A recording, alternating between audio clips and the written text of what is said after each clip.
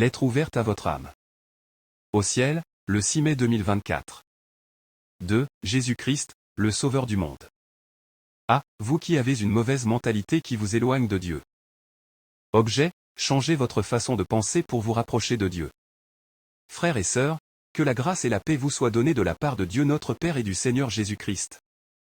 Dans Éphésiens chapitre 4 verset 3 nous lisons, « Laissez-vous renouveler par la transformation spirituelle de votre pensée ».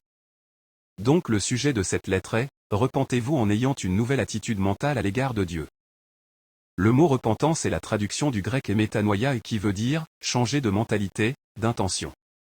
C'est la tristesse qu'on éprouve de ses péchés, et la douleur d'avoir offensé Dieu. Dans l'Épître aux Romains. Romains chapitre 12 verset 2, l'apôtre Paul nous fait cette exhortation, ne vous coulez pas simplement dans le moule de tout le monde. Ne conformez pas votre vie aux principes qui régissent le siècle présent, ne copiez pas les modes et les habitudes du jour. Laissez-vous plutôt entièrement transformer par le renouvellement de votre mentalité. Adoptez une attitude intérieure différente. Donnez à vos pensées une nouvelle orientation afin de pouvoir discerner ce que Dieu veut de vous. Ainsi, vous serez capable de reconnaître ce qui est bon à ses yeux, ce qui lui plaît et qui vous conduit à une réelle maturité. Nous comprenons alors que la repentance est produite par une nouvelle attitude mentale à l'égard de Dieu, en fonction de notre état de pécheur.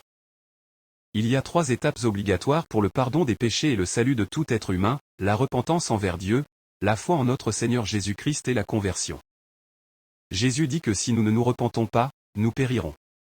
Aujourd'hui est le moment idéal de changer votre façon de penser et votre mentalité afin de vous repentir car le royaume des cieux est proche. Que Dieu vous bénisse abondamment. Message transmis par le biais de son serviteur, Pasteur Fanor Brenelu, responsable de la cellule internationale d'évangélisation en ligne, Ciel, de l'institution chrétienne El Shaddai, ICE.